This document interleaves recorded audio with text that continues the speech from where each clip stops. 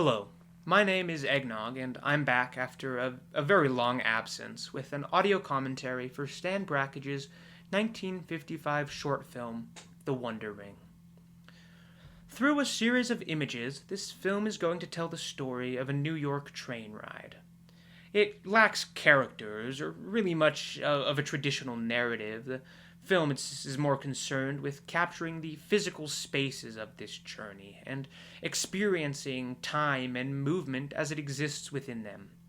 Literally, this is a time and place film, as those seem to be the filmmaker's only concerns.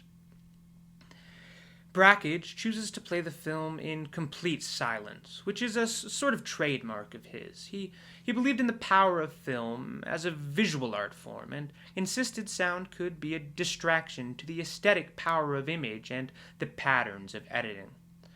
This choice might initially seem distracting, especially those not too well versed in silent cinema, but I find that as Brakhage continues to layer his frames with light, texture, and movements, the silence aids in an almost transcendental experience, like being forced into hypnotic memory, seeing impressionistic paintings of what might have never even been. To me, the film stands out against the rest of Brachage's filmography. It's not nearly as abstract as his more famous painted celluloid works like Dog Starman or Mothlight. But I think it still remains a very interesting portrait of his own style and philosophy as a filmmaker, and I also just believe it to be a great introduction to the world of Brakhage and experimental cinema as a whole, which is why I've chosen this short specifically to dissect. Somewhat surprisingly to me, when I was doing my research, I learned that the film was actually a commissioned work. Filmmaker Joseph Cornell reached out to Brakhage, asking for a project documenting the 3rd Avenue elevated train of Manhattan before it was torn down. I imagine most filmmakers, given myself, with a task like this, would try to film something objective in its nature, right? You're trying to capture the universal experience of this train and its passengers. The subject of this film seems naturally fitted for documentary.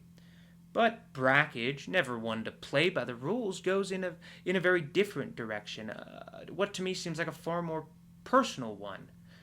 Brackage's approach is warped and experimental. He takes the objective truth of the train and manipulates it through his own unconventional technique.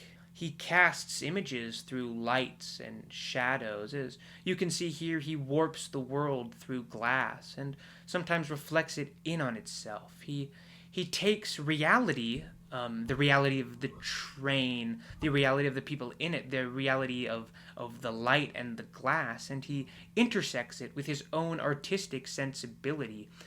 I find that the film almost sits in the middle of a spectrum, with traditional documentary on one side and pure light artistic experimental cinema on the other.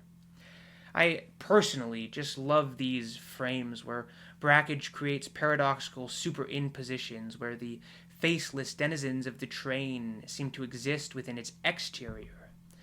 I find these images and the silence that accompanies them to be almost ghostly, haunting. It's a fitting emotion considering the nature of this film's existence with the soon-to-be demolished train and all. Eventually, the images do take on more abstract appearances, and I must admit I begin to find myself at a loss for words. It's a mesmerizing experience. I find myself stirring with vague nostalgia and emotion. I find something profound in the way Brakhage elicits such a alien wonder in what is, to most, such a mundane experience. A train ride transformed into a fantastical adventure. In less than 6 minutes, Brakhage shows us the power of film, and he immortalizes a beautiful experience. I find it very admirable. Personally, I've always been drawn to these sort of experimental films that aren't really about anything and are more about places. I think of Bruce Bailey's All My Life as another example. Of course, this is more abstract than that, and I think that's the true power of Brackage in this work, is that he takes time and place and he abstracts it.